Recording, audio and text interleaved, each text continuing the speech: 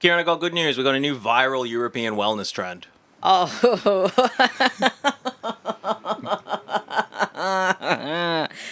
Okay, what's this one? Like car farting, where you start putting less quality fuel into your car and it just starts farting? Yeah, no, it's actually traditional French fuel rationing. Yeah, that makes sense. No, it's French Sundays. Like, French Sundays. like the ice cream or like the day? Like the day. Right. Yes. What does that mean? What are you going to do? Eat bread, smoke, and drink wine? You know, you're pretty close. It's about...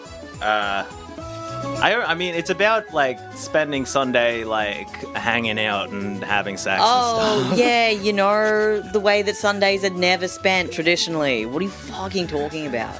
Yeah, this guy, I mean, this lady, Celine, she's like, you know, that's why the Louvre heist was so scandalous, because it happened on a Sunday.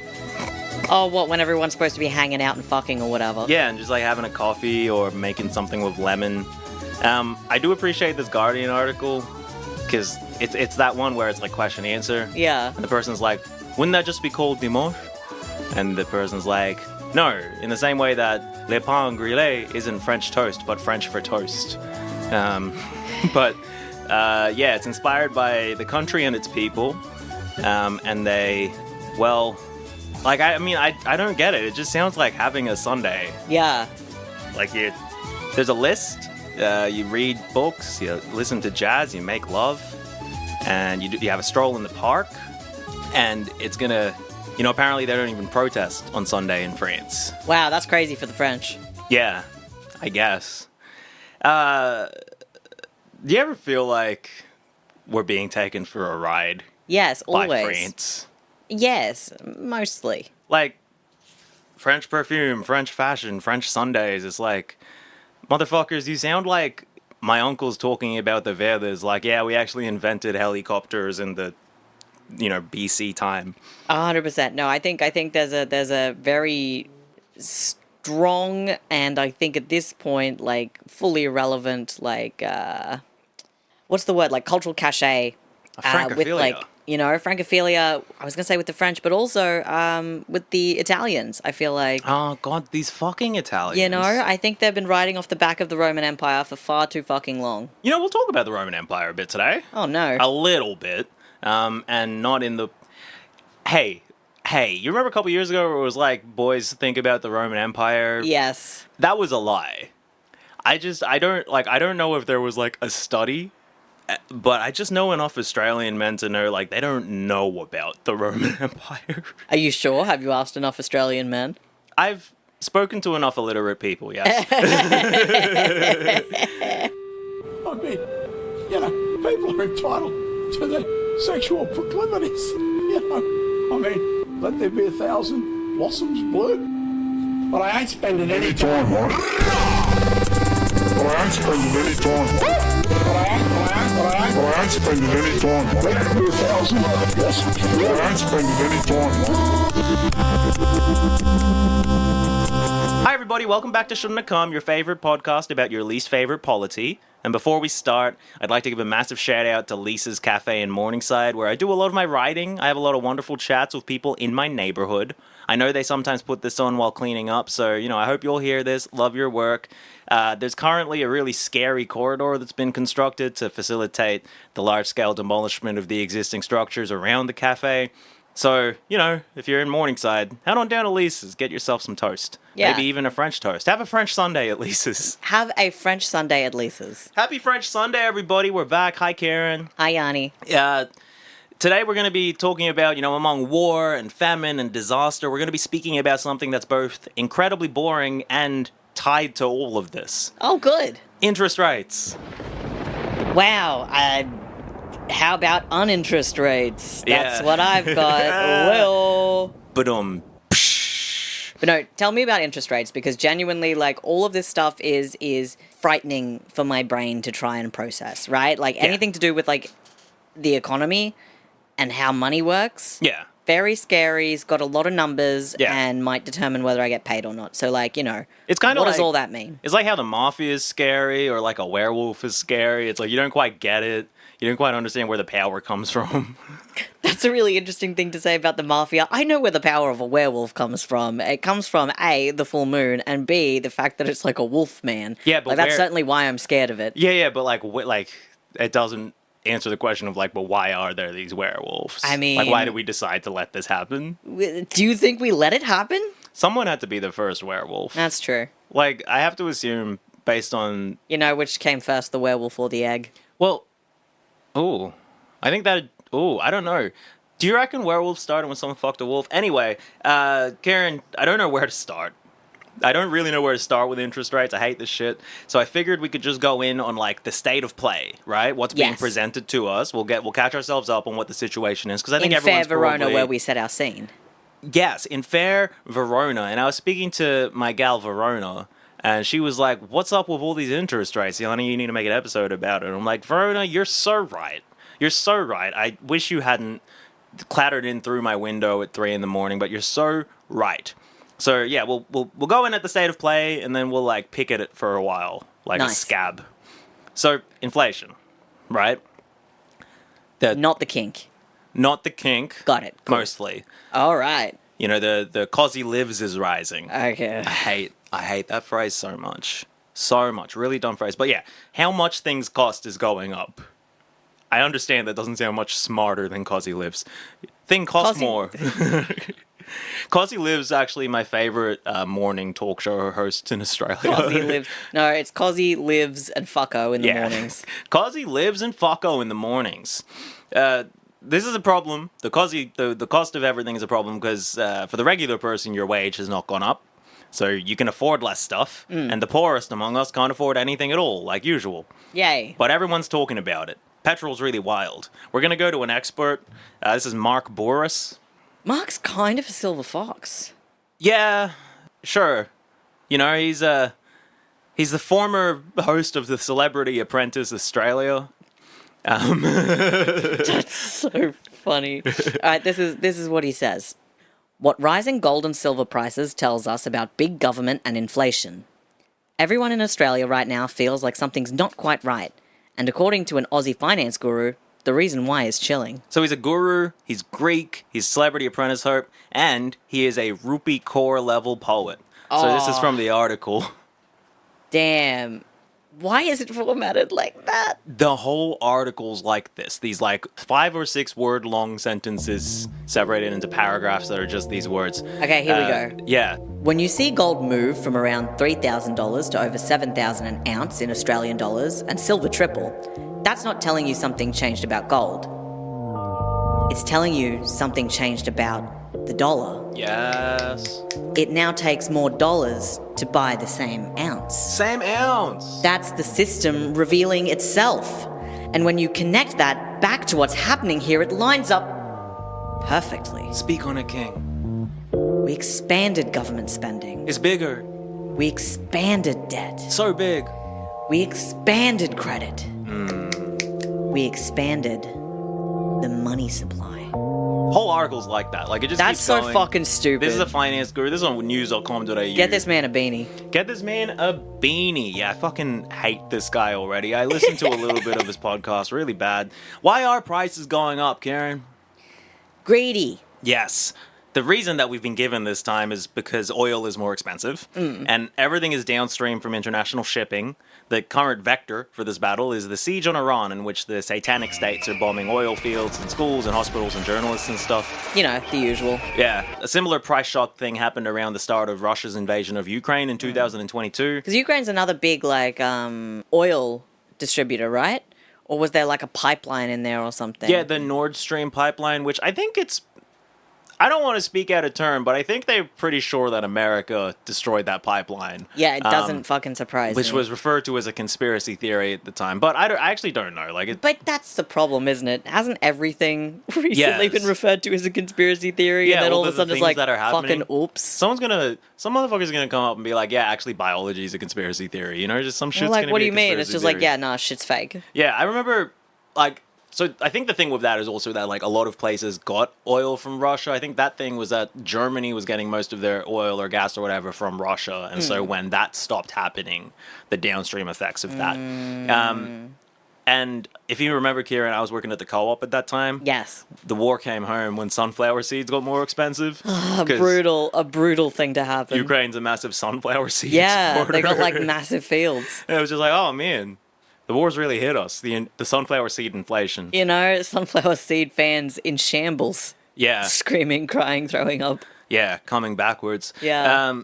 But yeah, in theory, everything costs more because costs have increased for businesses to create their things. And if those things are plastic, wrapped in plastic, shipped over the seas, that you're fucked. Because plastic's made from oil, and the plastic gets wrapped in oil, and the ships run on. Is it oil? It's oil. A lot of things are getting harder to finance, including our most hated industries. This is from oilprice.com. But you're going to be happy about this headline. Okay. Oh, thank God. Michael Kern has come with the good news. Here it goes. Why the Iran war may have just killed the AI boom. We've done it. We've done it. Oh, thank fuck. This is so good. I'm Holy so shit. happy. Holy If shit. that's what comes out of this, it's like, yeah, thank We stopped fuck. AI Yeah. based on some fuck shit. Somebody had to. Yeah, because, you know, there's GOG, there's Magog, and then there's AI. You know? So...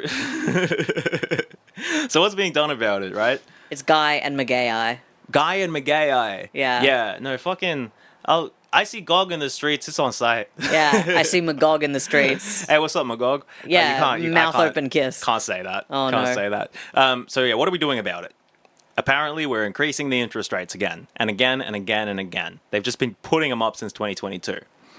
This means, and we're going to get back to what that actually is, but the state of play we're being presented as the dumb consumer like I am, that if you're borrowing money, the amount that the bank gets to garnish from you increases. So if you own a house via a mortgage, so you've borrowed a bunch of money from the bank and you have to keep paying them back so that they end up getting like 3 times what they gave you. Yeah. The amount that you're paying back every week goes up. I've never felt smarter for not investing in property. Not that it was ever an option for us. But, you know... I'm feeling very superior. It's like, oh, about... thank God, we don't have to worry about that. Because, I mean, that would be, like, genuinely, here's the state of play. Yes. If you and I had, at some point in the past, managed to, like... Yeah, if we stayed with the public service, we'd have bought a property by now. Surely. Like, our ability to, like, continue to keep that would be, like... pretty jeopardized unless we kept a pretty good salary up. Yeah, people with mortgages, the amount of their income going to mortgages if you're on like a regular income is something like, what, 2/3 right now, or like 75%. Like, it's fucked. Like, we got... Unlivable. I'm really happy that we're in the precarious renter You know? situation. We've just been very lucky to find places that nobody else wants to live. That's exactly right. Like Perth. No. Perth seems nice. You know what? One day we're going to end up in Perth. I don't know about that. I reckon one day we'll end up in Perth. What, you think like the country's going to tilt over and we'll all roll down there? Yeah, I think we're all going to roll to Perth. So yeah, if you're a renter, then you've got to hope that the owner of the house owns it outright, because if their mortgage goes up, Oh, your rent goes up. For your sure. rent goes up by double. Yeah, I did have a peruse of all homes the other day because I was like, oh, I wonder what the market looks like. Yeah. And I had a peruse of rentals and stuff like that, and I, looked at like what our price point would be. And I had a look, and I was like, oh, this is pretty good, like place, blah blah blah. This is the pay. Open up the thing, and it's just like we'll change rent, and it's like going up like $150 a week. Yeah. Like in April, and I was like, bro, you can't advertise it for like something so- that's deeply affordable to something that is not. I'm so glad that It's crazy. our rent just went up before all this. Yeah. Because it's like, the guy's probably like, fuck. I know, he's like, I I should've- waited 2 weeks. I could- Exactly. Um, You could have rorted us, my friend. You could have ordered us. Fucked now. Yeah, this is from... That's ABC, I think. Could you read that headline out? Yeah, sure will. Depressing. Households now need 6-figure income to comfortably rent in any capital city. Yeah, they're saying $112,000 a year. Yeah. So, Again, does not surprise me. no, and I mean, it feels like that's always been what's coming. The idea behind the increasing the interest rates and how that's going to stop inflation, which is everything getting more expensive, is that if you give people less money to spend in the, like, economy, buying clothes and food and things, people will have less money to spend, and so companies will, in theory, charge less money for their things so they can keep their business at risk of being undercut. This supposes that the excess demand is driving inflation. People want so much more than the companies are willing to give. And we got to squeeze the little piggies a bit so they don't want as many things. Yeah. This is from the ABC as well. So the Reserve Bank of Australia, where interest rates come from, kind of, if you could read that one out. RBA lifts interest rates by 0.25% for second time this year. And they're probably going to do it again in May. So, the interest rates going up, everything's more expensive, people have less money, things will get cheaper. I think it's nonsense. Well, yeah, because interest rate goes up, Yes. everything gets more expensive. No. Interest rate goes up, everybody gets poorer. Everybody gets poorer, And so so things get cheaper because we're all too poor. that's the idea. And now, here's my very base level understanding of the current situation, and I hope you're able to correct me on this. Yeah. Haven't the interest rates been going up this whole fucking time? About 3 years, yeah. Like So it's when does everything get cheaper? when everything gets cheaper.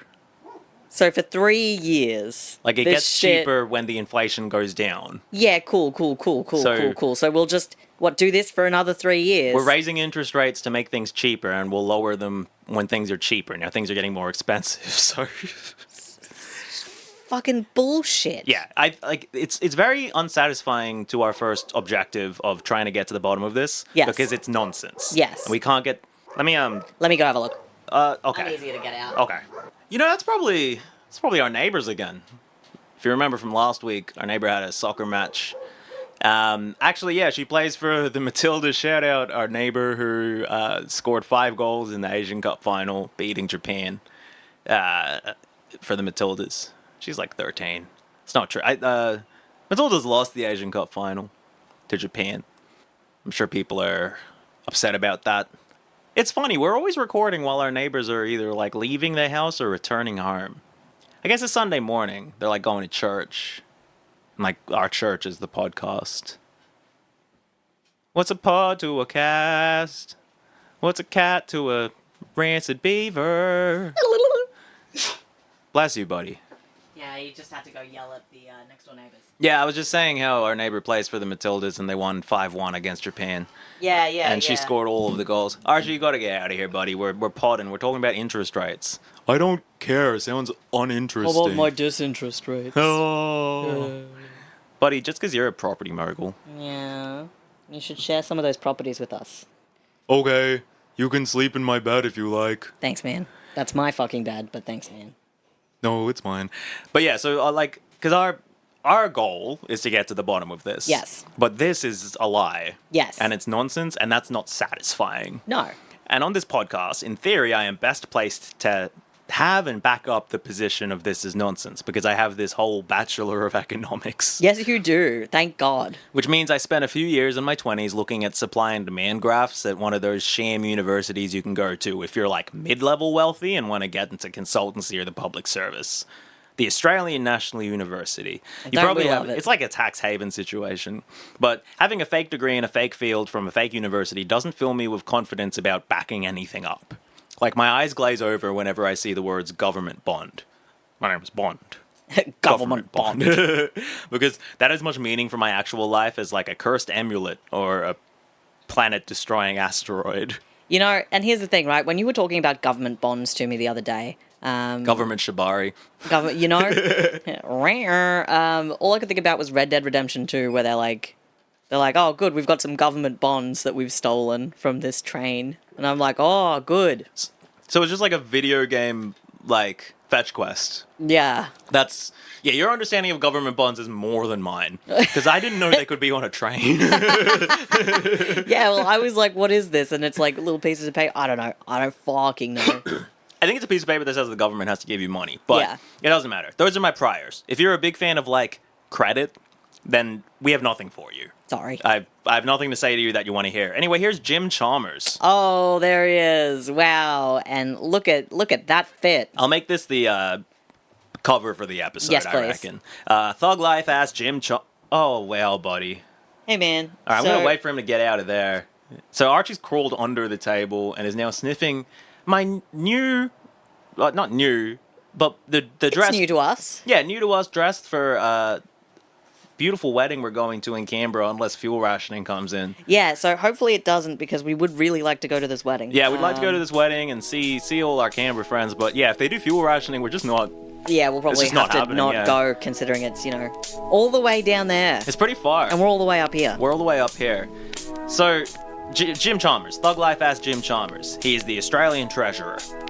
It was all a dream. He's been an MP since 2013. Got his PhD writing about Paul Keating. Damn. That's as far as I've gone. Amazing. We actually share an alma mater, the ANU, the fake university I mentioned earlier. Classic. Though he was there in the early 2000s doing his stupid-ass PhD because he's old. I tried reading his thesis about former Prime Minister Paul Keating, which is called Brawler Statesman, Prime Ministerial Leadership in Australia. Brawler Statesman. You look at Paul Brawler. Keating, you think he can brawl with a motherfucker? Like, shout Was out- he known to brawl? No, he was just known to be ornery and, like, have all, like... Oh, just be an asshole. Yeah, and I mean, like, he was... As far as Australian... Listen, it's like Paul Keating's probably the funniest Australian Prime Minister that's ever been. Which is kind of like saying, like, LaMelo Ball is the best Charlotte Hornet, you know? Yeah, it's Or, kind of like, well, it doesn't really account for much, does it? like, Sunday's the best French day, or whatever. It's just like, motherfucker, you still have to be French. But yeah, the brawler statesman thing, it's because he was, like, aggressive in Parliament, unparliamentary language. He had all these lines, he'd, like, kind of reference sex, he'd call people dummies. Now, that was actually Kieran, that wasn't Archie, that was just Kieran dropping That was stuff. just me being an idiot. I dropped a drink bottle. Now, Kieran's mad about Jim Chalmers. I'm furious. I'm ready to be the brawler statesman. I'm a brawler state man. No, but the thing about Paul Keating is that even in his prime, I could beat the shit out of him. But he's actually been, like, as far as XPMs go, I think he's the only one who has slightly come out against Israel. Oh, no, Kevin Rudd must have. But it's really boring, wonky shit, the thesis about how to, like, wield and use power. Like Mark Liebler style Lame. stuff. Lame and bad. Really lame stuff. And the limitations of that power in the Australian political system. But... writing a thesis glazing a dude is how you become one of the Labour government's most loyal and respected advisors, as per Annabelle Crabb, quoted on the cover of Jim's 2013-ish book, Glory Days. Wow. Glory days. How a world-beating nation got so down on itself. And there's a pair of glasses on it, and I don't know who that's... Like, I don't know if he was wearing those fucking aviators or something, but... Those aviators, unfortunately, immediately made me think of Bob Catter. Oh, Mike, don't say that. That's fair, actually. And that's funny, right? Because, like, in reading the About the Book section about Glory Days, because I'm obviously not reading Glory Days by Jim Chalmers. What? I did have a bit of recognition about, like, Bob Catter-esque ideas. Yeah. Here's the blurb. Why does Australia, a nation with one of the world's best economies, simply not eat the others? Sorry, that's not the right quote. Why does Australia, a nation with one of the world's best economies, have such a dim view of its own performance? Why does it see itself as worse off than some of the basket case economies of Southern Europe? How did a country that was smart enough to avoid recession and mass unemployment despite a global meltdown get so down on itself? Yeah, why are you so down? We need mindfulness. Hey, are you okay? Australia's economy needs to touch grass. Australia's economy needs to... I mean, it just feels like Jim Chalmers, in expressing this view, is basically saying, why aren't you grateful? Yes. Why aren't you grateful to politicians? Why don't you like us like they like them in other places? Like in the basket cases of Southern Europe. Why don't you respect us? Respect me, I'm Jim. We're so good at taking shit from other people. Why don't you like us? Why don't you like that shit? Yeah, and if you think back to Bob Catter's hatred of cultural cringe that we talked about in that series, Yeah. this idea of like, why don't you like this place? It's great. That'll resonate, right? This is the centrist version of why aren't we more patriotic, given we live in the best country there's ever been in history. Look. Half of the Australian populace has this like nationalism laundering view. It's like, well, it's not that we're nationalist, it's just the best. Yeah, it's like, oh, it's just a fact. I mean, just a they call fact. us the lucky country. They call 'cause us the we're all lucky country. So lucky. But actually they should call us the best country. They should call us the best country, actually. The other half know that the good times are undeserved. They're reliant on environmental exploitation and comparative advantage slavery, and thus impermanent, and so we're all waiting for it to fail. Yeah. The bill will come due soon enough, and the man has conveniently lost his wallet. We're not falling in line with the Australia First policies and ideas, and as more and more Australians aren't even kind of from here and don't have the same propaganda, the spirit will degrade. Or increase, who fucking knows? We have lots of fucking Ketas here. I made up a term. Ooh. Kita is Hindi for worm. Nice. So, like the word gusano, which is used for right-wing property-owning Cuban exiles that left after their plantations were taken from them. I met an Indian lady once who was complaining about, like, land redistribution in Fiji, right? Like, she was Fijian Indian, but, like, Indian first name, Indian last name, Indian accent. Yeah. And she's like, they took my family's land when they did the redistribution. And I'm like, oh, that sucks. Having, like, the place you live taken away from you. She's like, no, we didn't live there, but it was our land. Those sorts of people. Yeah, the ones who were just like, no, I was the colonial power. Yeah, I was like, the colonial power. What? And then they took it away from us. Yeah, they took back their own land. That's fucked. How could they do this? And, like, look, I'm sure, given the time period she's talking about, like, it's during the famously corrupt regime of, I think, Frank Bainian-Mara or whatever. So, like, I'm sure it wasn't like, we're going to give it to all the poor people. But it's like, well, sounds like something that wasn't yours was taken by someone else who didn't own it either. Yeah, Too bad. It also sounds an awful lot like, if anything, this is a great example of what could come to pass, given how we also treated the white South African farmers. Yes. Who, poor things. Poor things. Poor things. They lost their slave plantations. They've lost their slave plantations. Yeah, I've mentioned the guy who moonlighted as the priest at the temple when I was growing up, and now he has a bunch of investment properties all around Australia. It's like 20. Yeah, it's a Kita. A more appropriate term would probably be zamindar, which is like an old British landlord, essentially, imperial landlord in India. It has the unfortunate quality of sounding much cooler than landlord. Here's a big-time Bengali zamindar. And I mean, like, he looks fresh as fuck. Like, I'll be honest with you. What a hat. It's a great hat. I also just really like his jacket. Like, yeah, great. He's got a sword. Yeah. It's not very big either. It's kind of little. Just a my day sword or whatever. I think it goes down to there. Oh, it does too. Yeah, all right. It's just the same color as his pants. It's a regular sized sword. I thought halfway through the sword was the end, and I was like, okay. I wouldn't respect my landlord more if he had a sword. However, I would treat him with more respect. No, hey, my landlord, I don't know who you are. That's part of it. So that's another thing that's really interesting, the idea of the secrecy behind who the landlord is. Well, it's because if it's more to protect the landlord from themselves, right? For one thing, it's like, okay, if you know your landlord, you can attack them. But for another thing, it's like, if you know your tenant, you don't want to exploit them as much.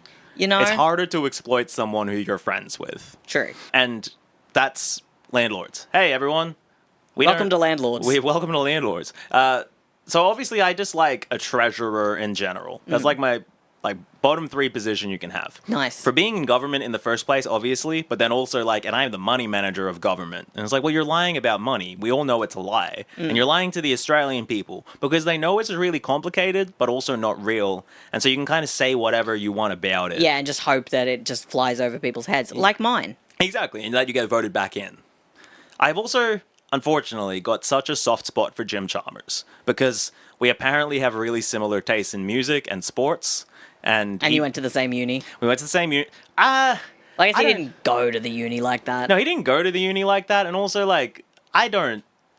you made the same dumb decision I did when going to ANU. I don't... I think that bonds people. I think that's an unshakable bond that one can share. A lot of people went to ANU. But both of us are emotionally and artistically inspired, apparently, by 90s rappers like Tupac, Biggie, and Nas, which we've spoken about before. Crazy thing. For that to not be completely embarrassing for me, either Jim Chalmers has to be duplicitously lying about the economy or lying about liking hip-hop.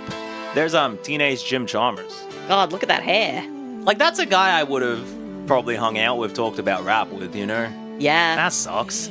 He says his favorite song by Tupac is Changes. The first lyrics of that song, which I also love, it's a beautiful song, go, I see no changes. I wake up in the morning and I ask myself, is life worth living? Should I blast myself? And Jim, yes. Oh, damn. What a stance. What a stance. No, Jim, don't shoot yourself. That would really come back hard on me. Yeah, don't blast yourself, finger blast yourself. Yeah, Jim, And have a nice time. put a finger in your ass and tell the Reserve Bank to drop interest rates. But why am I talking about the treasurer? Yes. He doesn't actually have anything to do with interest rates. In fact, where do interest rates come from? Well, when a mummy interest rate and a daddy interest rate love each other very When much. two interested parents. When two interested rates. Yeah, and I mean, it's kind of like that, right? Because, like, a baby kind of comes from nowhere, and interest rates, money coming from nowhere. Yeah. Yeah. So we have some vague idea that interest rates come from the Reserve Bank, right? Usually Yes. people only think about the Reserve Bank when they see on the news or on Facebook, Reserve Bank has said interest rate goes up. Yes. But no one's borrowing from, like, the Reserve Bank, which is the government's bank, kind of. Except for, like, hex debts, maybe? I don't know where that money comes from. Well, me neither, actually. That's a complete other kettle of fish, worms, or bugs. You can find me with a bug, hanging with a bug. Bugs. So yeah, we borrow from like regular banks, right? Commercial banks, and their goal is to make profit, not help people. So banks are the remora to the whale of international mercantilism. I hate the goddamn merchant class so much. I know I'm of the merchant class, hate the merchant class. The contribution to society that a bank has is just moving money around and then garnishing off the top to fund extravagant lifestyles and buy Instagram followers. It's gross. But the Reserve Bank sets the cash rate, which isn't exactly the interest rate, but the interest rate is downstream from that. The cash... Sorry? You're about to answer my question. I was going to be like, what the fuck is the cash rate? You know, the cash rate is... what I'm doing in these clubs, making it rain. No, the cash rate is, per the Reserve Bank of Australia's website, The interest rate on unsecured overnight loans between banks. Right. This is something you were explaining to me a little bit off pod. yeah. My maxim for the day is that anything described as unsecured and overnight is shady. Yes. That's like, this is underhanded, blind, like... Yeah, this is my unsecured overnight spa. Yeah. What are you talking about? It's just a barrel with boiling water in it. You know? Nobody's Oh my there. God. It's in the dark. These banks are fucking swapping sacks of cash under the cover of darkness. Yeah. They're meeting in anonymous dive bars to distribute the spoils of extraction. This is an outcome of something we spoke about in the Bobcatter 3 episode, which is that banks don't actually have the money you've given them. Which is insane. Like, I know that that's how it works, but when you actually think about it, you're like, what do you mean? Yeah, right? Like, you wouldn't accept that of anything else. No. Like, you lend someone a book and you find out they've given 90% of the pages of that book to different people to read. Yeah, and you're like, what the fuck? What if I want that back? And they're like, well, do you want it back yet? And I'm like, well, no, I have nowhere to put it. Can you keep a hold of it for me? Yeah. And they're like, yeah, cool. So whenever you want that book back, Trust me. I'll reassemble the pages. And it's just got a It's different like, book. what? So they're giving your money to someone else, and then they're trusting that the other person's going to turn it into more money before you need the money back. Yes. And that's how a bank makes profit, Crazy. right? A bank has a sheet of paper which says the amount of money that they owe you, but they don't have the money.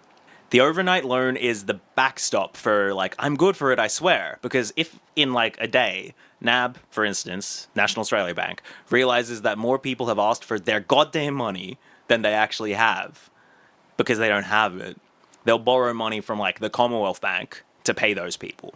We got big four banks in Australia, obviously. ANZ and Westpac are the other two. Yeah, ANZ, Commonwealth Bank, NAB, and Westpac. And they're all... Westpac is Tupac's worst brother. Yeah. So when a bank does this, when they borrow from another bank overnight in an unsecured way... Insane. They have to pay interest on the loan from the other bank, and that's the cash rate. So if NAB borrows like $1 million from the Commonwealth Bank one day, the next day they have to give the Commonwealth Bank back $1 million and $10. Right? To get that extra $10, they have to get interest back on the loans they're giving out to people. So the money they already don't have, they've given to someone, and now that person needs to give them back more money because they've fucking already given the other money away. And that is like, yeah, they've given money to some property developer, somebody's mortgage. It's like, actually, I'm going to need more money back this week than I said because of something I did. We wouldn't accept that from anyone else. No, again, that's crazy. That would be, I guess, a reasonable comparison. yeah, your landlord just goes like, actually, this week you owe me like, an extra $50, and you're Yeah. like, I don't have that, and they're like, Too bad. I don't either, and I need it. too fucking bad. I need the money, and it's like, I owe bro, what the Commonwealth Bank. fuck? Exactly. The people with these loans have to pay back a bit extra to the bank so the bank can pay back the other bank. Just so everybody knows, the literal translation of mortgage is death pledge. Just keep Yeah. that in mind. Yes. Keep that in mind. I'm going to cry. I hate economics so much. Oh, baby. I'm going to find myself at 16. I'm going to beat the shit out of that kid who's like, oh, I'm going to study economics. I'm going to understand the world better. No. No, you will be sad and angry and frustrated, and you won't understand anything. As far as I can tell, all of the banks, which are in theory in competition, can just trade the money with each other to make it look like that they're in competition, and so you're getting options, rather than making it look like they're a big cabal who just swap cum under the table. Yes. I guess. Like, this is something that, like, I don't think the average person or most people or me a month ago realized that this is what happened. Yeah, that I feel like that's really weird for Yeah. them to just be cooperating and Yes. loaning each other money. Overnight, unsecured. Unsecured, the getting into the barrel hot tub in the middle Yeah. of the night together to like rub feet or whatever. Exactly. I think if people knew this, they might revolt. So, hey, folks, get revolting. Hey, get real revolting. Get with real it. revolting, but as a verb, not as an adjective. Please continue your hygiene. No.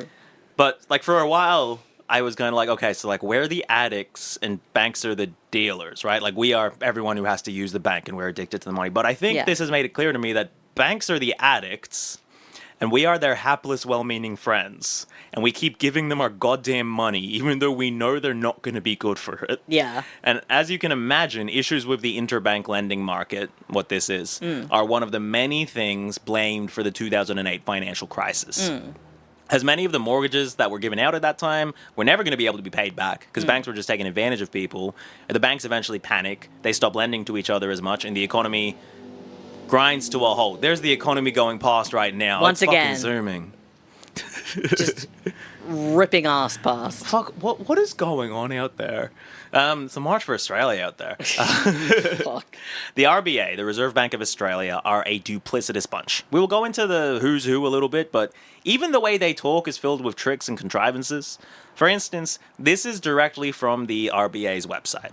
That's the Reserve Bank's logo. That's Doesn't it so look like, evil. like the Resident Evil Corporation? Yeah, it does. And the negative space looks like someone going, "Bah." It does. That's kind of scary. I don't like it. Yeah, it's a really scary logo. But Okay. yeah, if you can just read this one out. The Reserve Bank Board sets monetary policy to achieve its objectives of both price stability and full employment. So, Kieran, the everyman. Sorry to put you on the spot, but you I'm represent everyman. every man. Here I am. What does full employment mean to you? Everybody has a job. No. Every job is filled. Also no. Everybody, jobs are full of people No. with full employment. So, the definition of full employment is that there's full employment? Uh-huh. May as well be so.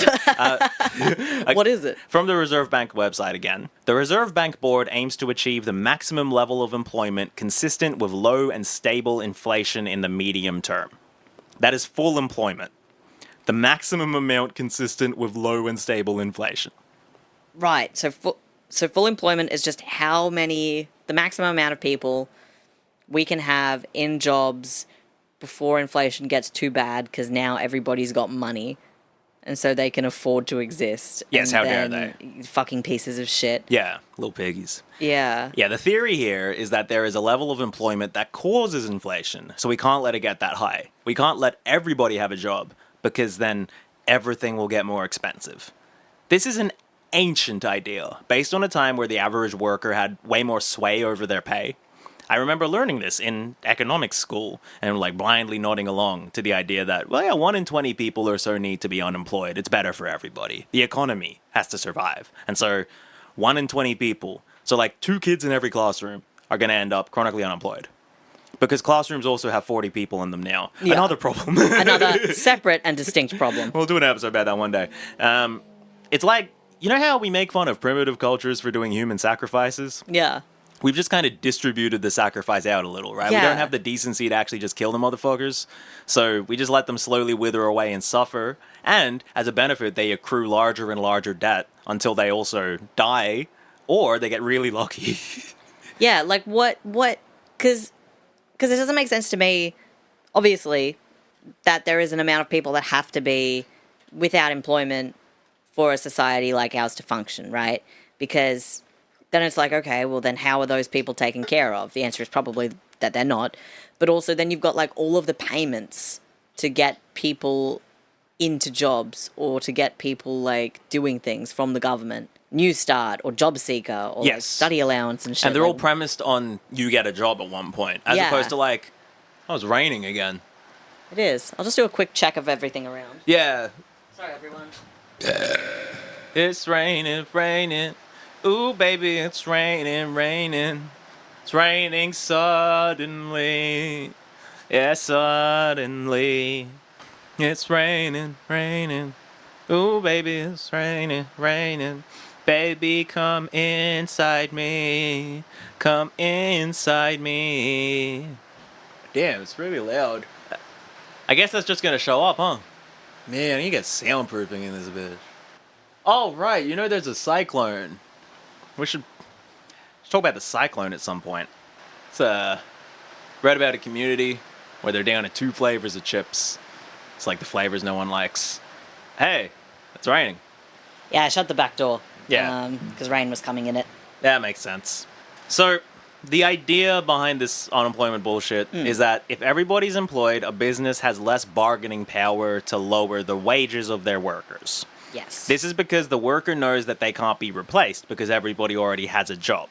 So if the business wants to keep them, they're going to need them to be paid well enough. And how dare they? And if workers then have more money, well, in theory, businesses will have to raise their prices to pay their workers, to pay for all of the uppity workers wanting a share of the profits. Yeah. How dare they? Pieces of shit. But if there's some unemployed people, the business has like a threat, right? They can be like, hey, I'll just get one of these poor people who've not got a job. Yeah, they'll just be grateful to have a job. One of these poor schmucks looking for work, they'll take 12 an hour. So the Reserve Bank wants to make sure that, again, roughly 1 in 20 people looking for work are unemployed, which is how you get sentiments like the unemployment rate is too low. Look at this graph. Here's a little chart of the unemployment rate since 2013. Karen, if you could just describe how it's moved. Yeah, so from 2013 through 2016, I would say it was roughly the same. There was a bit of a hike in 2014, so we jump up to above 6%, closing in on 6.5% in 2014, before it kind of drops back down in the end of 2015 and 2016, back down to about 5.5%, just above that. Same again with 2017, we're sitting around 5.5%, before it drops in later 2018 down to 5%, where it stays until about April of 2020. And then it shoots the fuck up. Like, it just shoots the fuck up. Shoots right the fuck up to 7.5%. Yeah, that's like 1 in 16 people or so. Yeah. I wonder what was happening in April of 2020. I don't know. And was then it is up high and then begins its descent downwards. It then shoots all the way down, in what? April of 2022, which is where we're kind of sitting at the moment, and October of 2022, we're at 3.5% Yeah. unemployment. That's not enough. That is Yeah. what the Reserve Bank will tell you. That's not enough unemployment. That's crazy.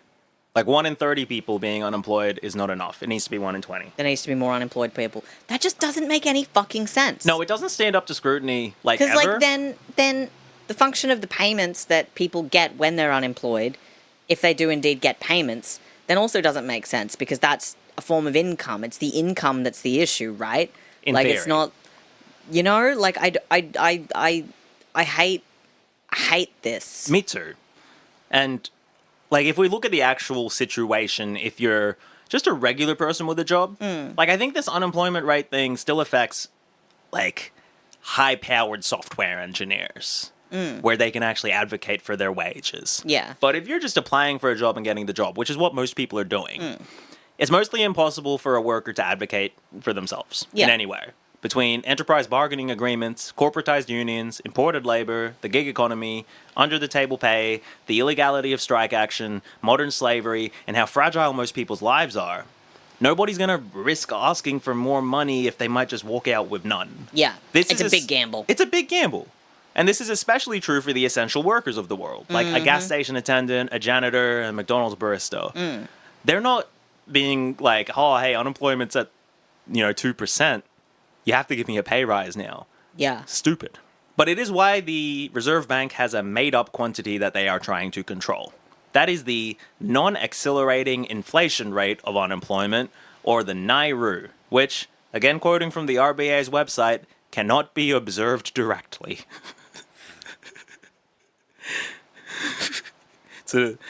It's their prerogative to maintain. It's the main thing they do, but you can't see it. That's fucked. It's My job is to guard this house with ghosts in it. You can't see the ghosts, but they're in there and I'm guarding them. What are you fucking talking about? it's like a derived nonsense statistic. It's very fucking derived. Yeah, I did grab something to back it up from the RBA's Freedom of Information disclosures. I was hoping you could explain this to the audience. Ah. I remember this from uni, not what it all means, but having to do these sums. Yeah, sure. Here, let me. It's actually so simple. Which of these should I describe? Just all the equations. Yeah, let's go. We'll start with the IS curve. Now, I think this that's one's the investment savings curve. Of course, this is an easy one. This is the letter Y with a hat, and her son is a little letter T. They've thrown a stick at this. I think this might be racially charged. They've thrown a stick at some red letters. One of them is omega, probably. No. Oh no, one of them is the symbol that you do when you spay a dog. It's a circle with a line through it, so that you know that it doesn't have those anymore. It's a 5, I think. Yeah, dog spaying symbol, who's walking with his wife, lowercase d, and their little t child as well. And in an act of vengeance, they're then throwing 2 sticks at another family. And this one's a bit more mixed. This is a diverse family. This is an A with a little Y who's got a little 1 with them, and another Y who's got some sort of fucked up growth that has resulted in a tail.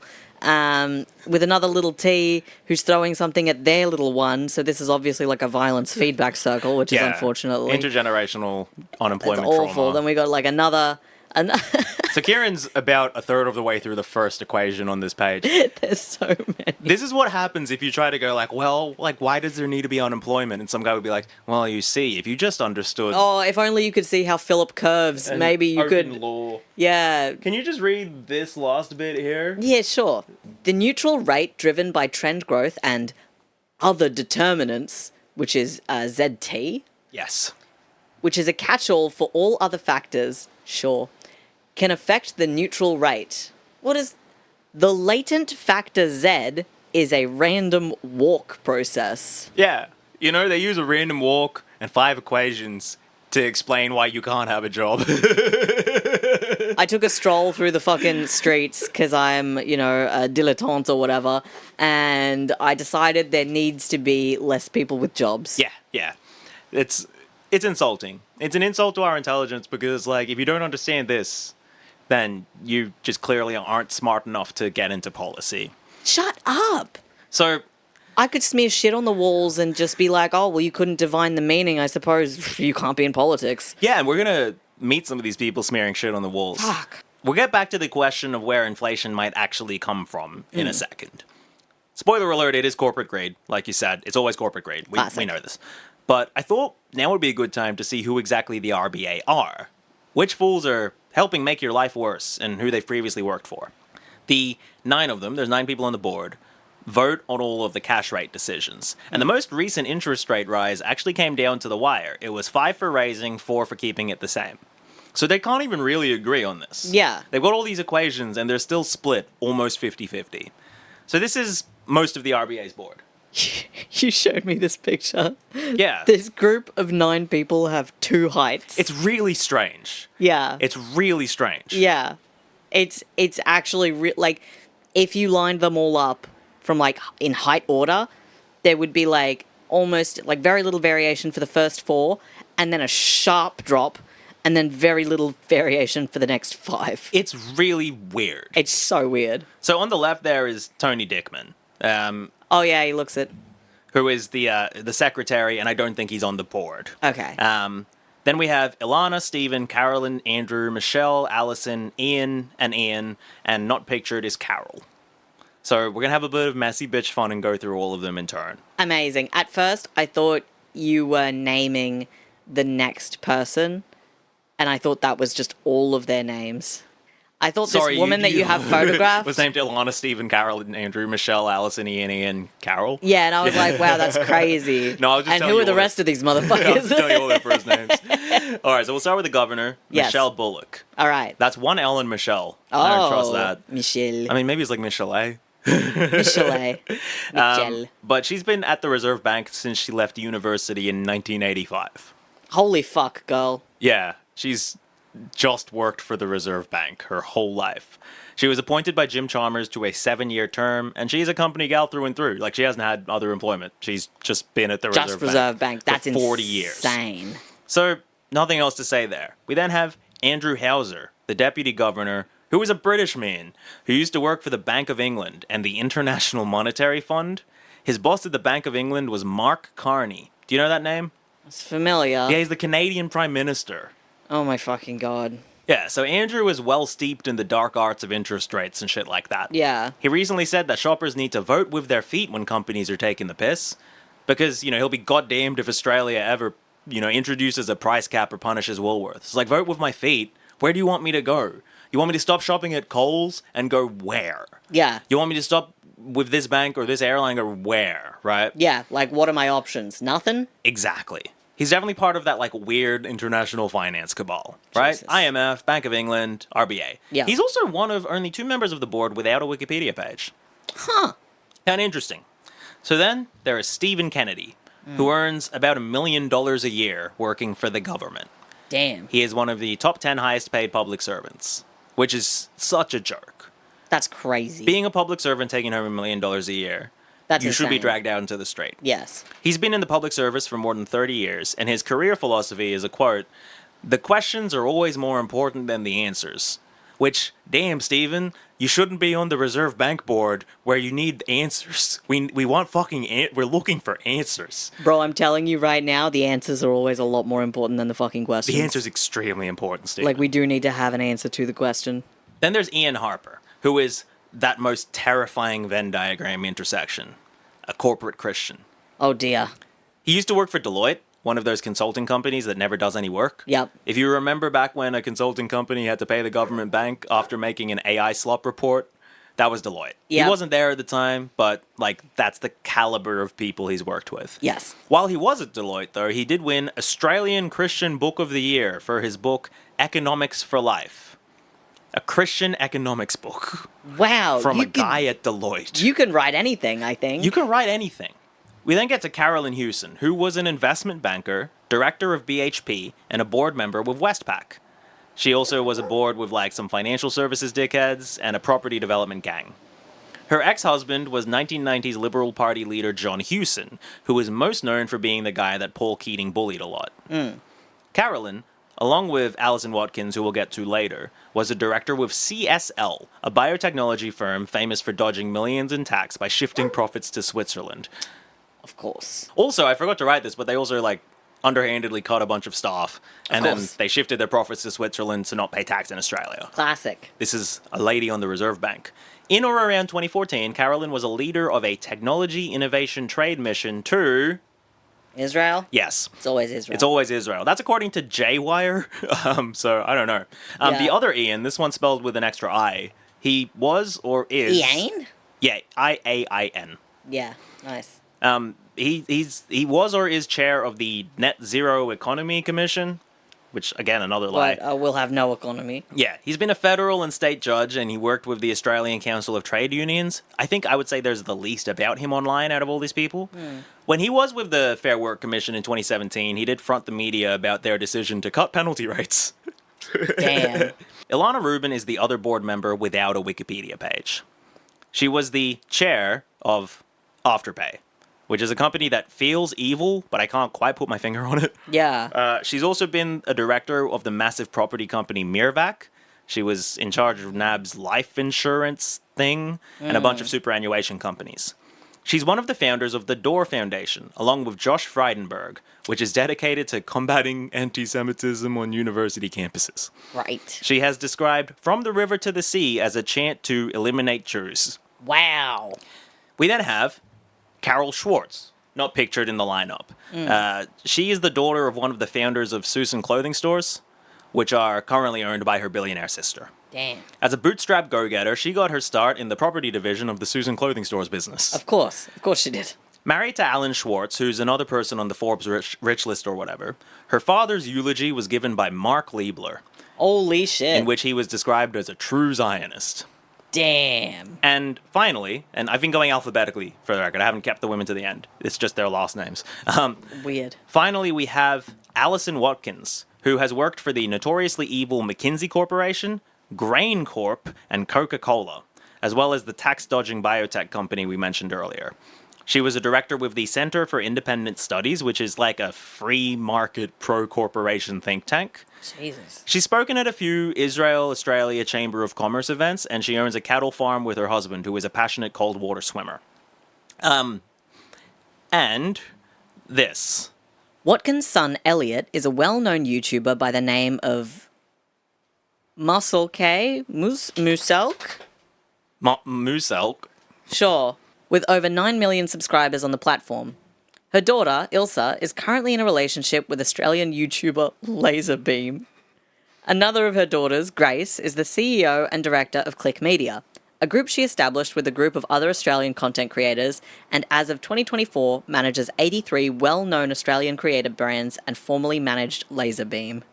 The Reserve Bank Board. Here's the thing. I don't think I've ever heard of such a repulsive group of children. Yeah, right? Like, look at this fucking guy. That's awful. On the cover of Forbes. He's Forbes Australia, no less. Muselk. To be clear, so I absolutely Googled each person's name and Israel. Nice. And Zionist, right? Just the keywords. And I got hits on all the women, except for Michelle, and none of the men. This is not a purposeful thing I've done. All the women in the Reserve Bank Board, except for the governor, are explicitly or plausibly Zionists, and the men don't seem to mention it. I haven't done this on purpose. That's so weird. I don't know what this means. I think there's a little bit of using like corporate feminism to launder Zionism going on. Yeah, I think that's a pretty Or substantial thing. Maybe that's how, maybe it's the other way around where it's like the only way to succeed in business as a woman is to kowtow to Israel interests. Yeah. I don't know what it is. I don't think that excludes any of the men for having ties to the Israel lobby. Of like course that, not. That Mark Liebler's probably at their houses. It's just really weird. It right? is really fucking weird. Because, like, the men, like, controversial, I guess, but, Deloitte, Public Service, Bank of England, shit like that. Yeah. And the women are all like, Australia, Israel, Chamber of Commerce, Innovation Trade Mission to Israel. They're trying to eliminate Jews from the region, right? That's fucking wild. The women of the Reserve Bank Board are Zionists. Why? Yeah. Anyway, so back to inflation. I found this picture on Our Australia.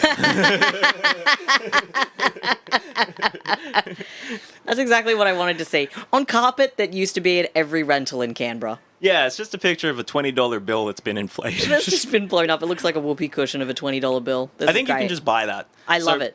We'll finish off having a little look at an article from the Australia Institute that points at a different cause for inflation than the people just want too goddamn much. These greedy fucking civilians, piggies. And yeah, it's corporate profits, obviously. Buddy, you can't be standing right there and knocking your tail into the table. Fuck, boy. But as everything has gotten more expensive, basically from the start of COVID until today, inclusive of the invasion of Ukraine, the profits of our biggest companies have also gone up. If prices were being raised solely to cover increased costs, we wouldn't expect profits to go up, as it should cancel out, right? But, unsurprisingly, profit-focused companies took the opportunity to raise prices more than costs, and when those costs go back down, the prices are mysteriously sticky, Yeah. and they stay all the way up. Does sticky sound like a real economics term to you? No, which is why it surely is. Sticky prices. Yeah, I remember sticky prices from school. What are sticky prices? They're covered in cum. But it's just basically when prices don't change in response to costs. And it's like, you mean companies profiteering? Yeah. You mean They're how staying it's up. like, oh, we raised this because we needed to, but now that we know you're willing to pay it, it's going to stay up here. And it's like, it's not greed, it's sticky prices. Uh-oh. Oh, no, They're we tried to put sticky. them back down, but they were too sticky. Just trying to like flicking your hand trying to get Exactly, the prices it's not up. stopping. I can't get it off. It's stuck. Stupid fucking fake field of study. So the institute says that this is the Australia Institute, which is like, I guess the highest profile left, mostly think tank. I know a couple of people who work there that I liked. Can't say that about Deloitte. Fair enough. But Australia is particularly, this is a quote, particularly vulnerable to profit-influenced inflation because our major industries are mainly like a couple of big companies. Their specific examples are 2 supermarkets, 2 airlines, 4 banks, and so on, right? And as these are like expensive businesses to get into, it's hard for a smaller company to come in and like offer lower costs to force the big company's price down. Or Yeah, something, you can't right? really bootstrap that shit. Yeah, it's the hallmark of a competitive economy, and we can't do it. Being more realistic about what's actually happening, it's easier for the 2 or 3 big companies to be like, hey, let's just agree, we'll keep the prices up, because these cons have nowhere else to go. Yeah. As We long can as you all don't make put your money, price yeah. down, I don't need to put my price down. Yeah. They're doing communism for the rich. Yeah. This is what's meant by Colesworth. When people say that, it's because, like, in theory, in a competitive economy, if one of the companies could lower their price, they should, Yes. because they'll get more business, Yes. which would force the other company to lower their price. Yes. That doesn't happen here. And the Institute does suggest, like, we should have reforms to increase competition in the economy, as though we didn't get into the situation through somebody eventually winning a competition. Yeah. You know, I hate that shit. Like, oh, we're going to make Woolworths turn into 20 different companies, and we have to trust this situation won't devolve into the most profitable of those companies swallowing the rest up eventually. Yeah, like, exactly. happens every time. You know, like that we won't be in the exact same situation in like 20 years from now. Yes. And they do, to be fair, the Institute also suggest like price controls on food and rent, which I'm a big fan of, but it does anger the free market capitalists that run the Reserve Bank and our government. The market, in their mind, is a force of nature that cannot be meddled with, and that absolutely determines the best price as designed by God, and any government intervention or regulation will bring the whole thing crashing down. As far as I can tell, the more conservative side of our media is blaming inflation on the government spending too much money, which, like, motherfuckers, where's mine? Yeah. They also suggest, the Institute again, super profit taxes on these big companies, which these big companies don't like the sound of because it'll bring the whole economy crashing down. Ruh-roh. You can just read this Guardian headline. God. Gas giants warn against windfall gains tax as Pocock says wartime profits should go to struggling Australians. Government faces political fight as industry says mooted 25% levy on exports would hurt Australia's economy and energy security. Right? It'll ruin everything if you tax the extra money we're making because of the war and give it to people who are struggling. That's insane.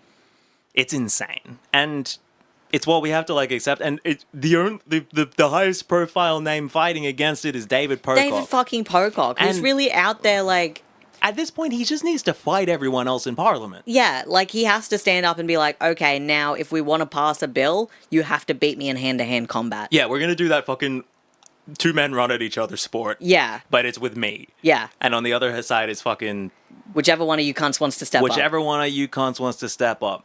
So, the economy is entirely based on belief.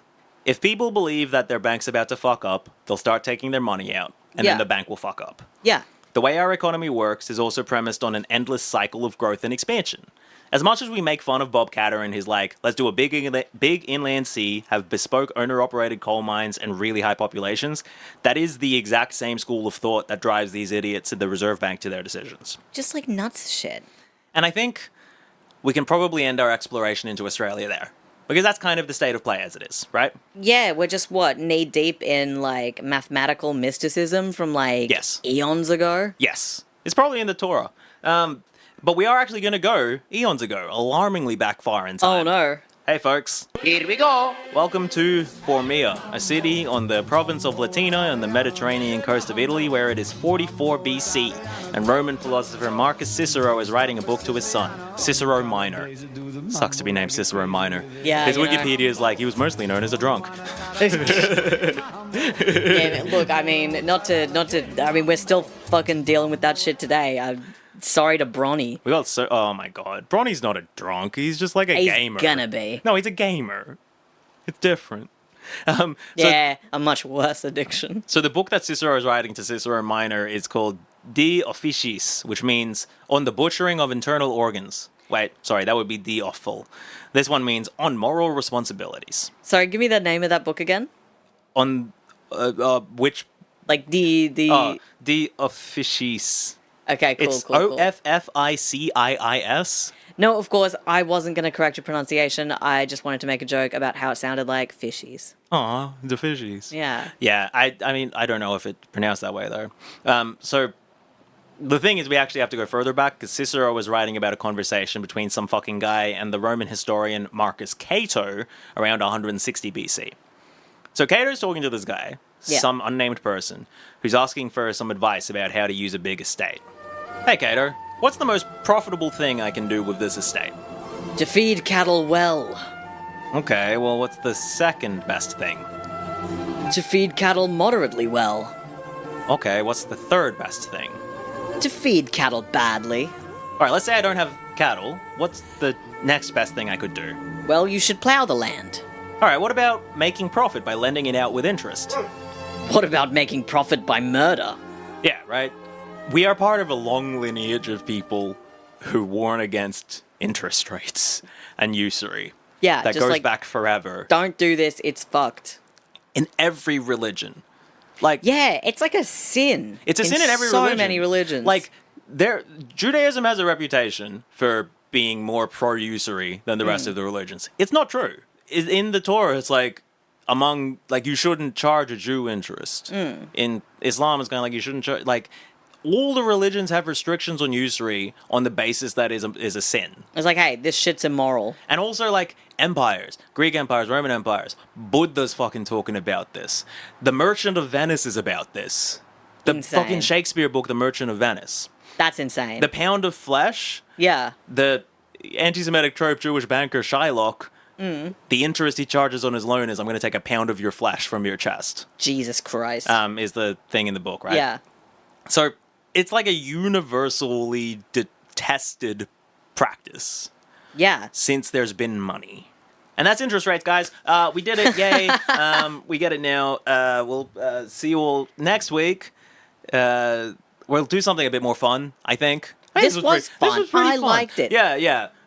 But if you'd like to support the show, we would love you to go to our Patreon. Thank you very much to our patrons. I hope you enjoyed last week's episode. Patreon.com/shouldntacome.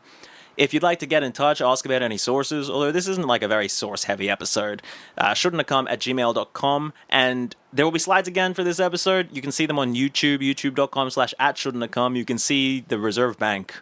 Yeah, please have a look at the height differentials here. It's wild. It's really strange. It's fucking There's odd. 9 people with 2 heights. Yeah. And Kieran, any last thoughts about interest rates? Only that I'm glad to understand them a bit better, but I fear that solves nothing. Yeah. Look.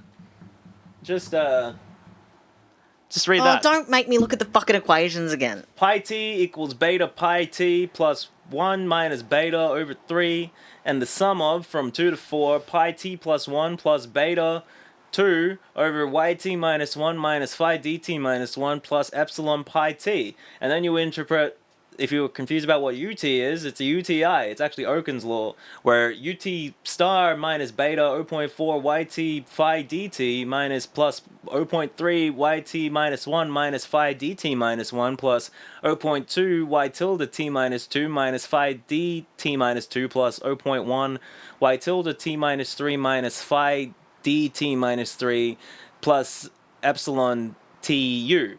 Then you just need to do the random walk process, and you've got the non-accelerating inflation rate of unemployment, which is why, yes, you're going to live on the streets. Oh, well, that makes sense. Bye, everyone. Bye. Go! Gang, gang!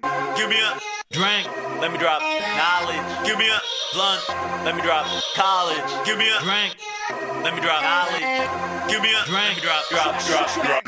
Now that's some bullshit. Y'all know I'm getting an M's degree. People gonna wanna have heard of me. I'm the flies motherfucking ACT to the nth degree, and that's certainly. And the enemy ain't got no urgency, and a friend of me is the insurgency, and we're coming up. Wait and see. Don't trust a man who says they know shit, but just let me guess, bruv. I think the rising of the oceans ain't gonna get us first, bruv. They got a debt to pay, and that man lost his wallet, so his shit will get stolen. I just hope I can cop.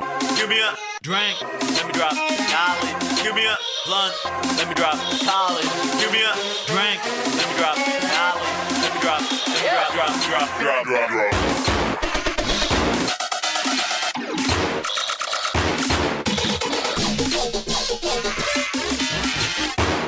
Let me drop. Give me a blunt. Knowledge. Give me a drink. Knowledge. Give me a blunt. Knowledge. Give me a drink. Knowledge. Give me a blunt. Knowledge. Give me a drink. Knowledge. Give me a. Let me drop. Give me a blunt. Give me a drink. Give me a blunt.